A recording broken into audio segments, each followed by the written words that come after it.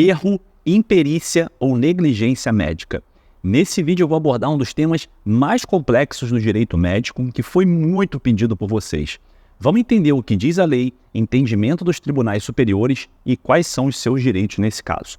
Enfrentar um erro médico é uma das experiências mais difíceis e angustiantes que um paciente pode vivenciar, afinal é o seu bem maior que está em jogo, que é a sua vida. São diversos os dispositivos do nosso ordenamento jurídico que estão ao dispor do paciente, como Código de Ética Médico, a Constituição Federal, Código Civil, Código de Defesa do Consumidor, doutrina, jurisprudência e, em alguns casos, o Código Penal. Primeiro, vamos entender algumas situações que podem ser enquadradas aí no erro médico. Negligência, imperícia ou imprudência do médico. Uso inadequado de equipamentos médicos. Diagnósticos incorretos ou tardios. Prescrição de um medicamento sem verificar a condição de saúde do paciente, lhe causando um efeito colateral. Perda de membros por falha do médico. Erros em procedimentos estéticos. Lesões causadas durante o parto, tanto da mãe quanto no bebê. Erros na cirurgia bariátrica ou pós-bariátrica. Omissão ou modo de atuação inadequado, dentre outros. Quem vai responder pelo erro? Essa pergunta ela gera controvérsias tanto na doutrina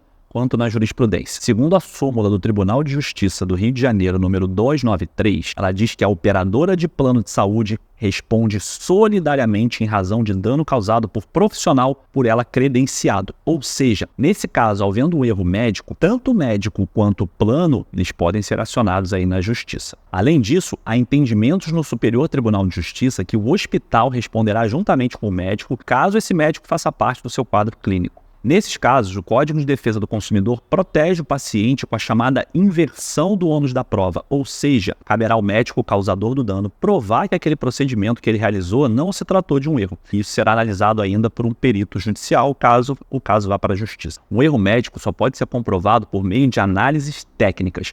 Por exemplo, em caso de cirurgia estética, há a chamada obrigação de resultado, ou seja, o cirurgião ele precisa entregar aquilo que ele prometeu na consulta, sendo esse, inclusive, o entendimento dos tribunais. Agora, para os demais casos, é uma obrigação de meio, ou seja, o médico ele vai fazer de tudo o que ele puder, porém, fatores externos podem influenciar e isso não caracteriza um erro. É importante frisar que os termos de autorização ou consentimento assinado pelos pacientes não isentam os médicos de suas responsabilidades em caso de erro. Os danos mais comuns que um profissional de saúde que cometeu o erro está sujeito são dano moral, dano estético, dano material, que pode incluir também lucros cessantes.